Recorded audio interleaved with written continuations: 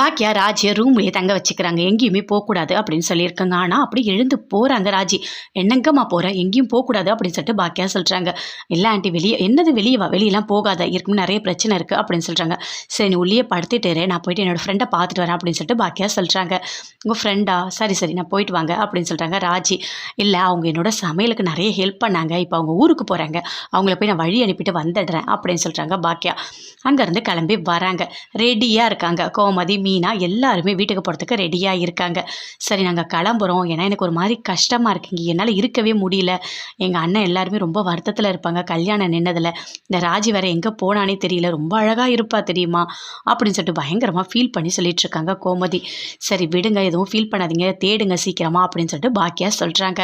அப்போ கரெக்டாக கதிருக்கு ஃபோன் வருது. அட்டன் பண்ணி பேசுகிறாரு. ஆமாம், ஓ ஃபோட்டோவா, ஃபோட்டோ என்கிட்ட இல்லை அப்படின்னு சொல்கிறாரு. என்னதுடா ஃபோட்டோ அப்படின்னு சொல்லிட்டு கோமதி கேட்குறாங்க. அதுவா என்னோடய ஃப்ரெண்டுக்கிட்டலாம் தேட சொன்ன ராஜி எங்கே இருக்காங்க அப்படின்னு சொல்லிட்டு, இப்போ அவங்க அந்த அடையாளத்துக்காக ஃபோட்டோ வேணும் அப்படின்னு சொல்லிட்டு கேட்குறாங்கம்மா. ஆனால் என்கிட்ட ஃபோட்டோ இல்லைம்மா அப்படின்னு சொல்லிட்டு கதிர் சொல்கிறாரு. அப்படியாடா, ஃபோட்டோ இருக்குமே அப்படின்னு சொல்லிட்டு மீனா எடுத்து காட்டுறாங்க.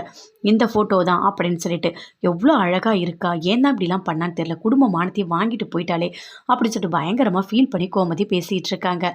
பார்த்தீங்களா எங்கள் அண்ணன் பொண்ணை நீங்கள் பார்க்குறீங்களா அப்படின்னு சொல்லிட்டு பாக்கியா கிட்ட காட்டுறாங்க. அவங்களும் பார்க்குறாங்க. பார்த்தோன்னே பயங்கரமாக ஷாக் ஆகுறாங்க. இந்த பொண்ணு தானே அன்னைக்கு அவங்க கூட வந்துட்டு ரொம்ப பிரச்சனை பண்ணி ஓடி போயிட்டு இப்போ நம்ம ரூமில் தங்க வச்சிருக்கோமே, இந்த பொண்ணு தானா, ஐயோ அப்படின்னு சொல்லிட்டு பாக்கியா பயங்கரமாக டென்ஷன் ஆகுறாங்க. உண்மையாக இவங்க தான் உங்களோட அண்ணன் பொண்ணா அப்படின்னு சொல்லிட்டு பாக்கியா கேட்குறாங்க. ஏன் அப்படி கேட்குறீங்க, உங்களுக்கு ஏதாவது தெரியுமா என்ன அப்படின்னு சொல்லிட்டு கோமதி எல்லாருமே கேட்குறாங்க. இல்லை இந்த பொண்ணு இந்த ஹோட்டலில் தான் இருக்குது அப்படின்னு சொல்கிறாங்க பாக்கியா. சரி ஏதோ அதனால் நம்ம ரூமுக்கு போய் பேசலாம் அப்படின்னு சொல்லிட்டு கூட்டிகிட்டு போகிறாங்க. கோமதி எல்லாருமே ரூமுக்கு போகிறாங்க. சொல்லுங்கள் இந்த எங்கே பார்த்தீங்க அப்படின்னு சொல்லிட்டு கோமதி, கதிர் எல்லாருமே பயங்கர ஷாக்காக கேட்குறாங்க.